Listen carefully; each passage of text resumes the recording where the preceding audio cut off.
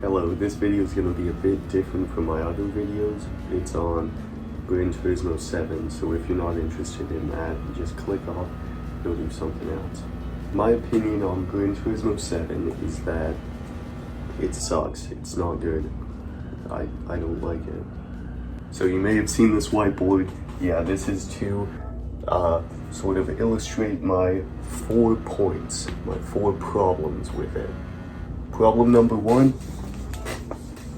The group system. Why are the Group C cars in Group 1? Group C cars are in Group 1, they're Group C. Why is a Veyron in Group 4?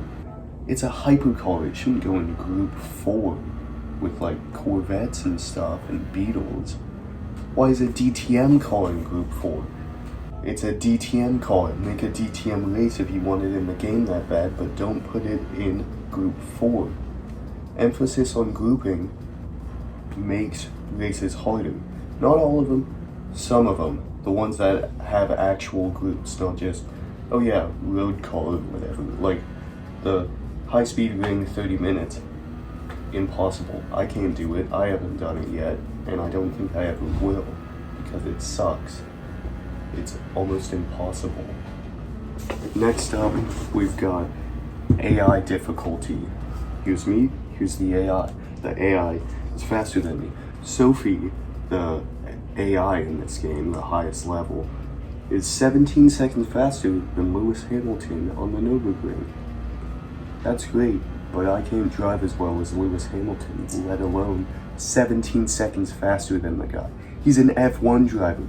AI should have a mistake built in somewhere, so it can't drive so much faster than is realistically possible. Next up, we've got the expensiveness and uninterestingness of cars.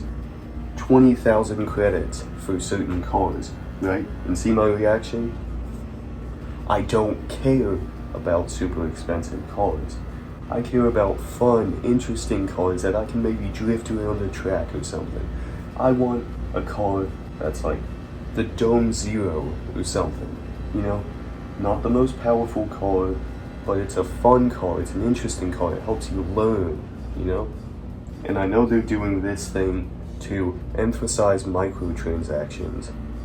Come on, grow up. You don't need that much money. Polyphony Digital, especially Sony, make enough money to where you don't have to put microtransactions into every single game. And then my final point here, GT4 is not equal to GT7. And that's because GT4 is much better than GT7. You could take a Mazda 787B into a Mazda race. They'd all have RX-7s and RX-8s or whatever. You're gonna have a 787B and you're gonna have a fun time. Gran Turismo 6 had a simple PP system. It wasn't like, oh, here's 15 different criteria for your car, and it has to be from this certain class that this car actually wouldn't be a part of at all. Gran Turismo was never about extreme simulation, you know? It was always arcade sim. It was meant to be fun, simulation. And simulation on its own is not going to be fun, so you have arcade simulation for the more fun simulators. Gran Turismo 1 was not the most realistic game. 2 wasn't, 3 wasn't, 4 wasn't, 5 wasn't, 6 wasn't. I don't know about sport. I've played it. I don't know what to consider. But arcade sim is the most important thing about the series. It's what defines it.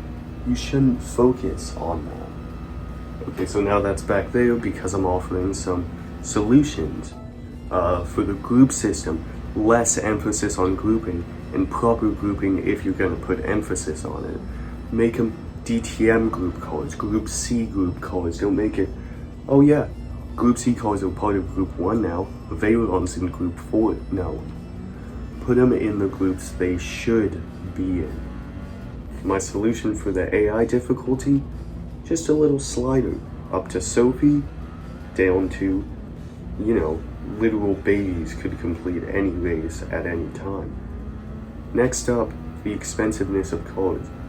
Don't base them off real world prices. Don't use Haggerty.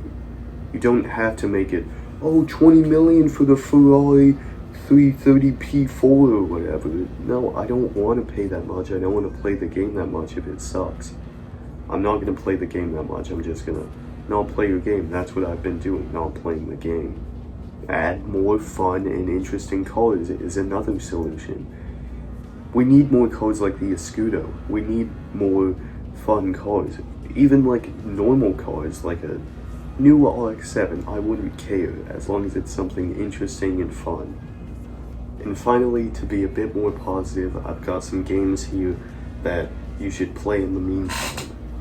Gran Turismo 1, Gran Turismo 2, Gran Turismo 3, Gran Turismo 4, my personal favorite, Gran Turismo 5, Gran Turismo 6, also pretty good.